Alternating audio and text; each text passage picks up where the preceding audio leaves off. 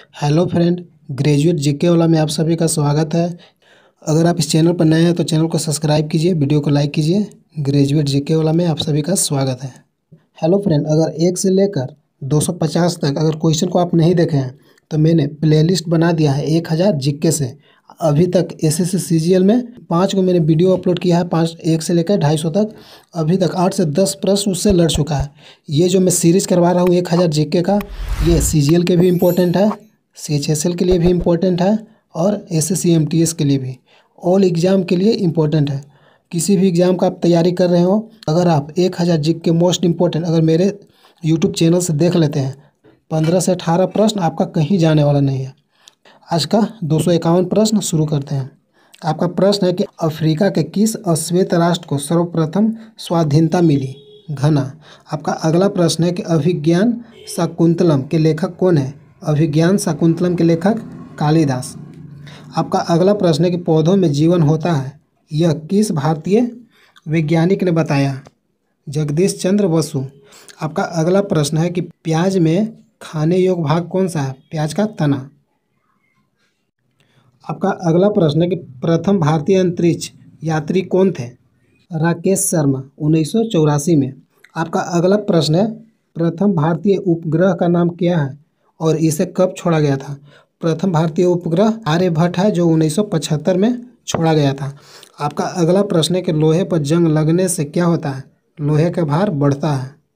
आपका अगला प्रश्न है कि लौह पुरुष किस महापुरुष को कहा जाता है? सरदार पटेल, एमटीएस में पूछा था। आपका अगला प्रश्न है कि अयोध्या किस नदी के किनारे बसा है? सरयू। आपका अगला प्रश्न है कि अरब सागर की रानी किस नगर को कहा जाता है? कोचिन। आपका अगला प्रश्न है कि प्रसिद्ध नाटक शकुंतला किसने लिखी थी? महाकवि कालिदास ने। आपका अगला प्रश्न है कि प्रसिद्ध शतरंज खिलाड़ी गाटा कामास्की किस देश के नागरिक हैं? अमेरिका के। आपका अगला प्रश्न है कि प्राथमिक रंग किसे कहा जाता है? प्राथमिक रंग लाल, हरा और नीला।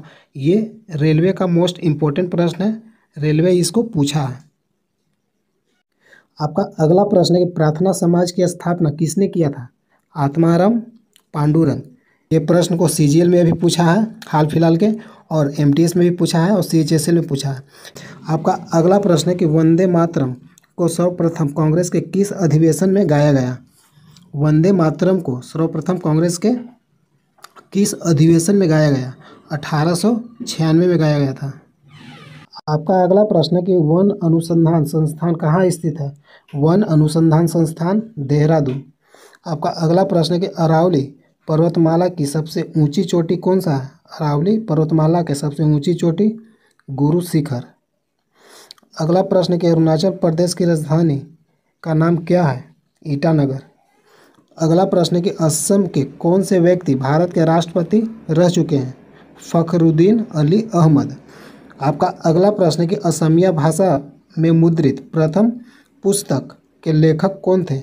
आत्माराम शर्मा। हेलो फ्रेंड, अगर वीडियो अच्छा लगता है तो लाइक कीजिए और चैनल को सब्सक्राइब कीजिए। आपका अगला प्रश्न है कि फूलों की घाटी किस राज्य में है? उत्तराखंड। आपका अगला प्रश्न है कि फ्रिज में कौन सी गैस होती है? अमोनिया। आपका अगला प्रश्न है कि बांदीपुर अभयारण्य किस राज्य में स्थित है? कर्नाटक। आपका अगला प्रश्न है कि बाइनरी भाषा में कितने अक्षर होते हैं? 2। अगला प्रश्न है कि वायुसेना के फ्लाइंग ऑफिसर रैंक का अधिकारी नौसेना के किस ऑफिसर के समान रैंक होता है? लेफ्टिनेंट। अगला प्रश्न है कि वायुमंडल की कौन सी परत में सूर्य से आने वाली अल्ट्रावायलेट किरणें से बचाता है? ओजोन।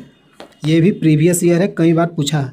आपका अगला प्रश्न है कि आधुनिक ओलंपिक खेल कब आरंभ हुए थे? 1896 में। ये इस बार के सीजीएल में पूछा है। आपका अगला प्रश्न है कि आधुनिक ओलंपिक खेलों का आयोजन कहाँ प्रारंभ किया गया था? एथेंस। ये भी इस बार के सीजीएल में पूछा है, जो हाल फिलहाल एग्जाम हो रहा है सीजीएल का, इसमें पूछा है, दोनों प्रश्न को रिपीट किया है। आपका अगला प्रश्न है कि इंडिया गेट कहाँ स्थित है? नई दिल्ली में। ये प्रश्न एयरफोर्स में आया था। आपका अगला प्रश्न है कि इंसुलिन का प्रयोग किस बीमारी के उपचार में होता है? मधुमेह। आपका अगला प्रश्न है कि वनस्पति के कितने प्राकृतिक उपग्रह हैं? 67 उपग्रह हैं।